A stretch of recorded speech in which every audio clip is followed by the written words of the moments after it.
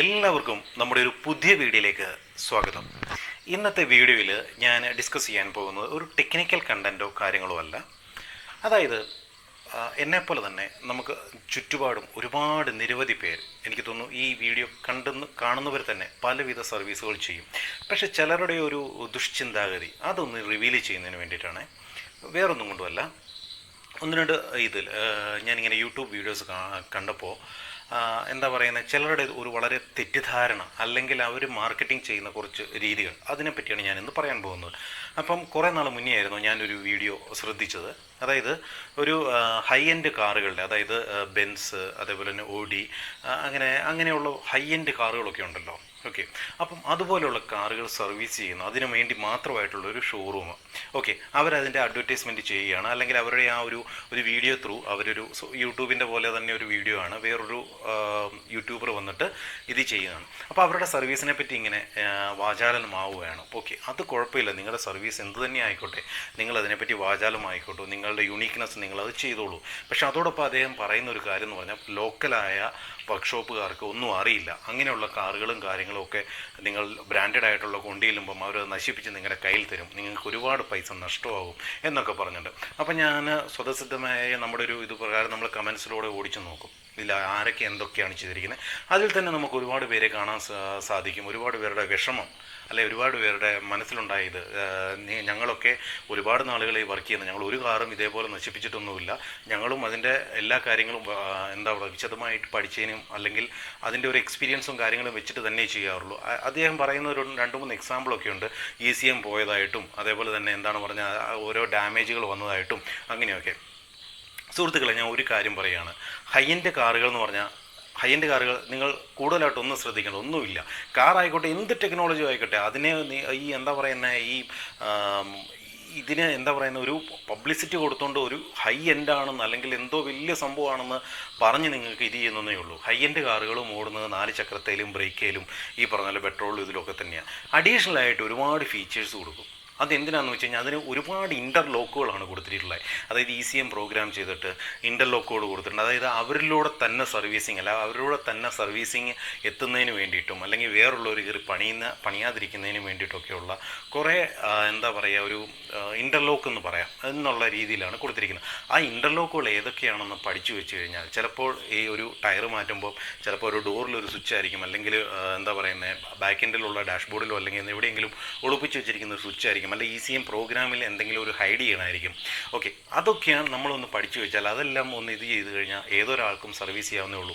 ഞാൻ ഇപ്പോഴും പറയുന്നു, ഒരേ സർവീസറിനേക്കാളും ഏറ്റവും നല്ല എക്സ്പീരിയൻസ്, ഹൈലി ടാലൻ്റുള്ള എത്രയോ പേരെ നമുക്ക് കാണാൻ സാധിക്കും എന്നറിയാവോ നമ്മുടെ ഈ ഡെയിലി ലൈഫിൽ. ഈവൻ ഞാൻ തന്നെ ഒരുപാട് പേരെ കണ്ടിട്ടുണ്ട്. സോ അങ്ങനെയുള്ള ഒരു സർവീസിനെ ഒന്നും ആരും പുച്ഛിച്ചൊന്നും കാണരുത് എന്നേ ഞാൻ പറയാറുള്ളൂ. കുറേ ഹൈ എൻഡ് മെഷീനറീസും വെച്ചിട്ട് ഇതും വെച്ചിട്ട്. പിന്നെ ഒരു ദിവസം ഒരു ഫേസ്ബുക്കിൽ കണ്ടു ഒരു സോളാറിൻ്റെ ഒരു കാര്യത്തെപ്പറ്റി.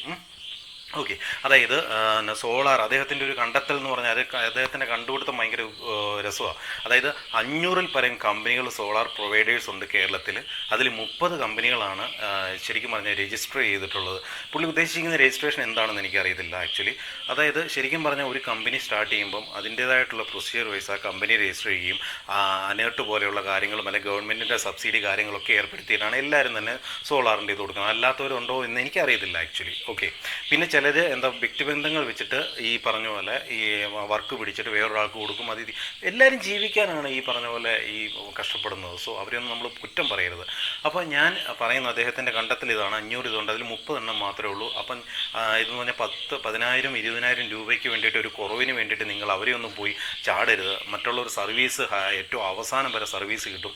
സുഹൃത്തുക്കളെ, ഞാൻ ഒരു കാര്യം ചോദിക്കണം, നമ്മുടെ ഈ സോളാറിനെ സംബന്ധിച്ചുള്ള എന്ത് സർവീസാണ് സർവീസ് എന്ന് പറയുമ്പോൾ, നിങ്ങൾക്ക് എങ്ങനെയാണെങ്കിലും ഒരു കമ്പനി പ്രൊവൈഡ് ചെയ്തിരിക്കുന്ന ഒരു സർവീസ്, അത് പാനൽ ആയിക്കോട്ടെ, അത് ഒരു സോളാർ ഇൻവെർട്ടർ ആയിക്കോട്ടെ, അത് നിങ്ങൾ എവിടെ നിന്ന് എടുത്തെന്ന് പറഞ്ഞാലും അത് നിങ്ങൾക്ക് കിട്ടും. കാരണം അത് കമ്പനി കൊടുക്കുന്ന ഒരു സർവീസാണ്. ഓക്കെ, അതേപോലെ തന്നെ നമ്മൾ ഇത് ചെയ്യേണ്ട കാര്യം, അത് കൂടുതൽ പൈസ, ഒരു 10,000, 20,000 കൊടുത്തുകൊണ്ട് നിങ്ങൾക്ക് ഒരു വളരെ വലിയൊരു സർവീസ് കിട്ടും എന്ന് പറയുന്നത് വെറും ബോക്ഷത്തരമാണ്. ശരിക്കും പറഞ്ഞാൽ ഈ 10,000, 20,000 നിങ്ങൾ എക്സ്ട്രാ സ്പെൻഡ് ചെയ്യുന്ന ഒരു കാര്യം, നിങ്ങൾ ഈ പറഞ്ഞ പോലെ സോളാർ പാനലിൻ്റെയും അല്ലെങ്കിൽ ഇൻവെർട്ടറിൻ്റെയും ഒന്നും ഒരു അധിക എക്സ്പെൻസ് അല്ല. അതായത് അവരെടുത്തിരിക്കുന്ന, അതായത് ഒരു കമ്പനി എടുത്തിരിക്കുന്ന ഓഫീസിൻ്റെ ആ ഒരു ഫർണിഷിങ്, അല്ലെങ്കിൽ അവിടെയുള്ള AC യൂണിറ്റ്, അവിടുത്തെ ഇലക്ട്രിസിറ്റി അല്ലെങ്കിൽ വാട്ടർ ബില്ല്, അവിടുത്തെ സാലറിക്ക് എംപ്ലോയീസിന് കൊടുക്കുന്ന സാലറി, ഇതൊക്കെ കൺസിഡർ ചെയ്തിട്ടുള്ള അഡീഷണൽ എക്സ്പെൻസ് ആണ് നിങ്ങളുടെ കയ്യിൽ നിന്നും അവർ ഈടാക്കുന്നത്, ചാർജ് എന്നുള്ള രീതിയിൽ ഈടാക്കുന്നത്. അതല്ലാതെ സോളാർ പാനലിൻ്റെ ഒരു ക്വാളിറ്റി ഉണ്ടോ? നിങ്ങൾക്ക് ഈ സെയിം കൈൻഡ് ഓഫ് പാനൽ അതിൽ വാരി എന്നുള്ളോ ഏതും ആയിക്കോട്ടെ, നിങ്ങൾക്ക് ഇവരിൽ നിന്ന് കിട്ടുന്ന, അതായത് മറ്റുള്ള ലോക്കലായിട്ട് നിങ്ങൾക്ക് സർവീസ് പ്രൊവൈഡർ എന്ത് കിട്ടുന്നുണ്ടോ അവർ തരുന്നതും മറ്റവർ തരുന്നതും ഏകദേശം ഒന്ന് തന്നെയായിരിക്കും. കൂടുതൽ പൈസ നിങ്ങൾക്ക് ഒരാളിൽ നിന്നും വാങ്ങുന്നുണ്ടെങ്കിൽ ആ പൈസ ബാക്കിയുള്ള കമ്പനികളുടെ ഇൻഫ്രാസ്ട്രക്ചർ ഡെവലപ്പ് ചെയ്തിട്ടുണ്ടെങ്കിൽ അതിന് വേണ്ടിയിട്ടാണ് നിങ്ങൾ സർവീസ് ഇത് ചെയ്യുന്നത് എന്നുള്ള കാര്യം ദയവേത് നിങ്ങൾ മനസ്സിലാക്കുക. അതല്ലാതെ നിങ്ങൾക്ക് ചിലരുടെ ഒരു മിഥ്യാധാരണയുണ്ട്, ഒരുപാട് കൂടുതൽ പൈസ കൊടുത്തു കഴിയുമ്പോൾ എനിക്കെന്തോ വലിയ എന്തോ സർവീസ് കിട്ടും എന്നൊന്നും പറഞ്ഞുള്ളൂ. വെറുതെ മിഥ്യയായ ഭോഷത്തരമാണത്. അങ്ങനെയല്ലത് ആക്ച്വലി. ഓക്കെ, അത് മനസ്സിലായിക്കോളൂ. അതേപോലെ തന്നെ മറ്റുള്ള ചെറിയ സർവീസ് ചെയ്യുന്നവരെയും പ്രോത്സാഹിപ്പിക്കണം.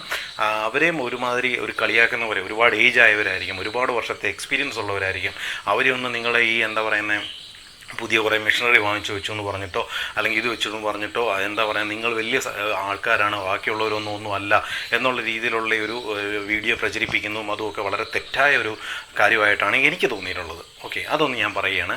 അതേപോലെ തന്നെ എനിക്ക് പറയാനുള്ള വേറൊരു കാര്യം എന്ന് പറഞ്ഞാൽ, ആ ചേട്ടൻ്റെ ആ ഒരു കമൻറ്റ് എനിക്ക് ഭയങ്കരമായിട്ട് എനിക്കൊരു ഇറിറ്റേഷനായിട്ട് തോന്നിയുകൊണ്ടാണ്. അപ്പോഴത്തേക്കും ഞാനിങ്ങനെ അതിൽ കമൻറ്റ് ചെയ്തു, നിങ്ങൾ എന്താണ് ഈ 500 കമ്പനികളിലെയും 30 കമ്പനികളെയും എവിടെ ലിസ്റ്റ് ചെയ്തിരിക്കുന്നത്, ഇത് തരാമോ എന്ന് ചോദിച്ചാൽ നിങ്ങൾ പറയുന്ന റോങ് ഇൻഫർമേഷൻ ആണെന്ന് പറഞ്ഞപ്പോഴത്തേനും അദ്ദേഹം എൻ്റെ പ്രൊഫൈലിൻ്റെ ആ ഒരു ഇത് കവർ പേജ് നോക്കിയാൽ, ഫേസ്ബുക്കിൻ്റെ കവർ പേജ് നോക്കിയാൽ കാണാം നമ്മുടെ ഒരു കമ്പനിയുടെ ആ ഒരു ഇതാണ് കാണുന്നത്. അപ്പം അദ്ദേഹം ചിന്തിച്ചു ഞാൻ എന്തോ സോളാറിൻ്റെ ചെയ്യുന്നതെന്ന്. സുഹൃത്തുക്കൾ, ഒരു കാര്യം ശ്രദ്ധിക്കണം, ഞാൻ ഈ യൂട്യൂബിൽ തന്നെ കുറേ വീഡിയോസ് ചെയ്തിരിക്കുന്നു. സോളാറിൻ്റെ ഒരു നല്ല വശത്തേക്കാൾ കൂടുതൽ ഒരു മോശവശവും സോളാറിൻ്റെയും ഇലക്ട്രിക് വെഹിക്കിളൊന്നും ഞാൻ അത്ര കണ്ടൊരു പ്രോത്സാഹിപ്പിക്കുന്ന ഒരു വ്യക്തിയോ കാര്യങ്ങളോ ഒന്നും അല്ല. അത് നല്ലതാണ്, എങ്കിലും അതിൻ്റെ ഒരു ഡ്രോബാക്സ്, ഞാൻ ഏത് ടെക്നോളജി ആണെങ്കിലും പുതിയ റീസെൻറ്റ് അപ്ഡേറ്റഡ് ടെക്നോളജിയുടെ ഡ്രോബാക്സുകളെ പറ്റി കൂടുതൽ ശരിക്കും പഠിക്കുന്ന ഒരാളായതുകൊണ്ട് ഞാൻ അതിനെപ്പറ്റിയൊന്നും കൂടുതലായിട്ട് ഞാൻ ഇത് ചെയ്യുന്ന ഒരാളോ അല്ല. ആരെങ്കിലും വന്നാൽ ചെയ്തു കൊടുക്കുമെന്നല്ലാതെ, ഓക്കെ, അതും വളരെ എന്താ പറയുക വളരെ എക്സ്പെൻസ് കുറച്ചിട്ട് ചെയ്തു കൊടുക്കുമെന്നല്ലാതെ ഞാനിത് ഈ പറഞ്ഞ പോലെ അതിലൊരു ബെനിഫിറ്റോ കാര്യങ്ങളോ അല്ലെങ്കിൽ ഇത് കാണുന്ന ഒരാളല്ല. ഓക്കെ, അപ്പോൾ അത് ചിന്തിക്കുക. അപ്പം അദ്ദേഹം അത് വെച്ചിട്ടായിരിക്കും നെഗറ്റീവായിട്ടുള്ള ക്രിറ്റിസിസം ഇട്ടത്. ഐ ഡോണ്ട് ബോദർ, എനിക്കതിൽ ബോദർ ചെയ്യേണ്ട കാര്യമൊന്നുമില്ല. ഓക്കെ, അപ്പം ഇതാണ് കാര്യം. അതേപോലെ തന്നെ ഒരു കമ്പനിയും ഈ പറഞ്ഞ പോലെ മണ്ണിൽ നിന്ന് കുഴിച്ച് വേഫർ ഉണ്ടാക്കി, ഇന്ത്യയിലെ കമ്പനിയാണ് പറയുന്നത്, മണ്ണിൽ നിന്ന് കുഴിച്ച് കഷ്ടപ്പെട്ട് വേഫേഴ്സ് പ്രൊഡ്യൂസ് ചെയ്തിട്ട് സോളാർ പാനൽ കൊടുക്കുന്നതായിട്ട് എൻ്റെ അറിവിലില്ല. ഇന്ത്യൻ കമ്പനികൾ എൻ്റെ അറിവിലില്ല. എല്ലാ കമ്പനികളും, അതിപ്പോൾ ഏത് കമ്പനിയും ആയിക്കോട്ടെ, ഇന്ത്യയിലുള്ള ഇപ്പോൾ ഉള്ള ഏത് കമ്പനിയും ആയിക്കോട്ടെ, എന്നെ സംബന്ധിച്ചോളം എനിക്കറിയാവുന്ന 2 കമ്പനികളാണ് ഏറ്റവും ബെറ്ററായിട്ട് ഞാൻ പറയുന്നത്. സൺ പവർ എന്ന് പറഞ്ഞ US കമ്പനിയും, കാരണം എന്ന് പറഞ്ഞാൽ സൺ പവർ ഞാൻ പഠിച്ചിട്ടുണ്ട്, NREL എന്ന് പറഞ്ഞിട്ടുള്ള ലബോറട്ടറി ചെക്ക് ചെയ്തതിൽ ആ സൺ പവർ എന്നുള്ള കമ്പനിയുടെ ഇത് മാത്രമേ ഉള്ളൂ 0.5 എന്നുള്ള അതായത് എഫിഷ്യൻസി ഡ്രാഗ് 0.5, 0.25 to 0.5 ഉള്ളൂ. ബാക്കി എല്ലാത്തിലും 0.85 എബോവ് ആണ് എഫിഷ്യൻസി ഡ്രാഗിങ് വന്നിട്ടുള്ളത്. ബാക്കി എല്ലാ പാനലും കണക്കായിരുന്നു. സോ ചൈനയിൽ നിന്നുമുള്ള ഈ വേഫേഴ്സും കാര്യങ്ങളും വെച്ചിട്ട് ഇവിടെ വെച്ചിട്ട് അതിൻ്റെ ഗ്ലാസും അലുമിനിയത്തിൻ്റെ ഫാബ്രിക്കേഷനൊക്കെ ചെയ്ത് പാനലുണ്ടാക്കി ഇറക്കുന്നവരാണ്.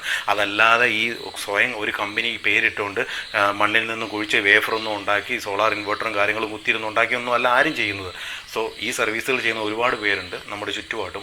അവർക്കുള്ള വർക്കുകളും നിങ്ങൾ കൊടുക്കുക. അല്ലാതെ വലിയ കമ്പനിയാണ്, വലിയ സംഭവമാണ് എന്നും പറഞ്ഞുകൊണ്ട് ഇത് ചെയ്തുകൊണ്ട് നിങ്ങൾ അവർക്ക് മാത്രം കൊടുത്ത് ഞാൻ കൂടുതൽ എക്സ്പെൻസ് കൊടുത്തുകൊണ്ട് എനിക്ക് കൂടുതൽ സർവീസ് കിട്ടി എന്നൊന്നും പറഞ്ഞുകൊണ്ടുള്ള ഇതൊരു മിഥ്യാധാരണയെ നിങ്ങളൊന്നും ചെയ്യരുത്. ഓക്കെ, ആ ഒരു 1-2 കാര്യങ്ങൾ അദ്ദേഹം, അതായത് ഒരു കാറിൻ്റെ ഒരു ഓണർ അല്ലെങ്കിൽ കാറിൻ്റെ ഒരു ഷോപ്പിൽ ഇത് ചെയ്യുന്ന ഒരാൾ മറ്റുള്ള ഈ ലോക്കലായിട്ട് സർവീസ് ചെയ്യുന്നവർക്കൊന്നും അറിയത്തില്ല, ഹൈ എൻഡ് കാറുകളൊക്കെ പണിതാൽ മോശമാക്കും എന്നൊക്കെ പറഞ്ഞപ്പോഴും, അതേപോലെ തന്നെ ഈ സോളാറിൻ്റെ ഈ ഒരു കാര്യം, ഇങ്ങനെയുള്ള ഒരുപാട് വീഡിയോസ് ശരിക്കും പറഞ്ഞാൽ ഇറങ്ങുന്നുണ്ട്. അപ്പോൾ അതിലൊക്കെ ഒരു സത്യാവസ്ഥ ഉണ്ടോ ഇല്ലയോ എന്നുള്ളൊരു കാര്യമൊക്കെ വളരെയധികം സങ്കടകരമായുള്ളൊരു കാര്യമായിട്ടാണ് എനിക്ക് ഫീൽ ചെയ്യുന്നത്. സോ അതുകൊണ്ട് നിങ്ങൾ ഒന്ന് എത്തിക്കുന്നതിന് വേണ്ടിയിട്ടാണ് ഞാൻ ഈ വീഡിയോ ചെയ്യുന്നത്.